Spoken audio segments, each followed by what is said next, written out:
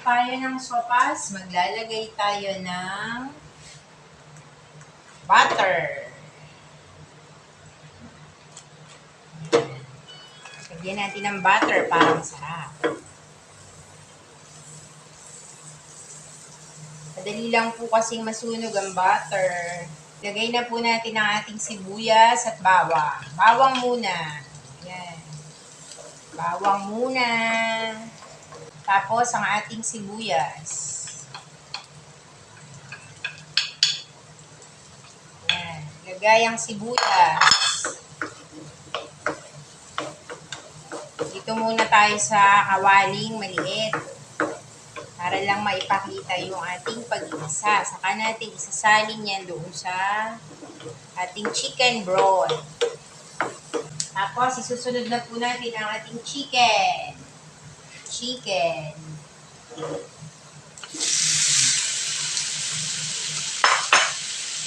Para magkalasa po ng butter yung ating chicken. Yung pong chicken natin na yan, meron na yung asin. Kanina, nung pinalambot natin yan. Yan. Tapos, para masarap ang ating carrots, susunod na natin.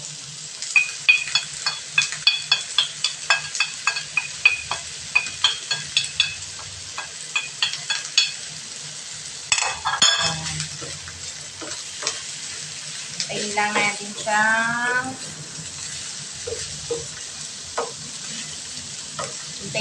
ma-absorb no carrots yung butter. Tapos ita-transfer na natin yan.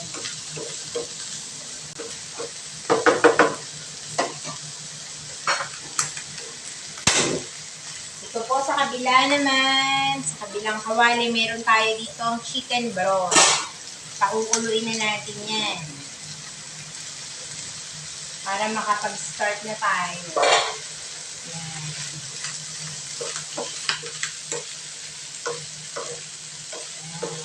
Na-absorb na po niya yung butter. Turn off na natin yung ating fire. And then, ito po, isa-transfer na natin dito. Transfer na natin ang ating gulay dito po sa broth. Ayan. Lakasan natin ang ating apoy. At po, pwede na tayong maglagay ng ating noodles. Ang ating macaroni noodles. Dagdagan po natin ng sabaw.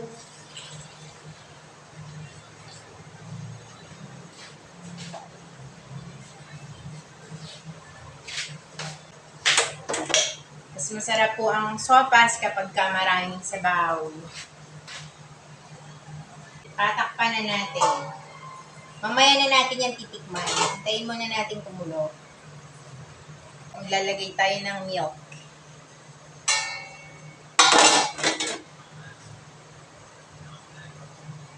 Lagyan natin ng gatas.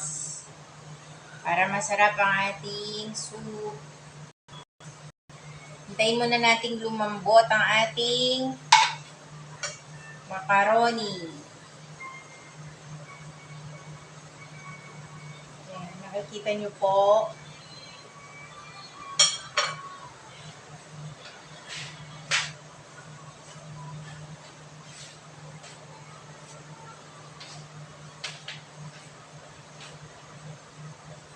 Hintayin natin siyang kumulo.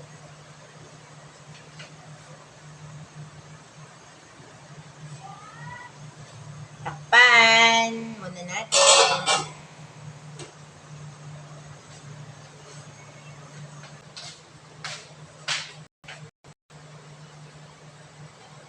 Tingnan po natin ulit.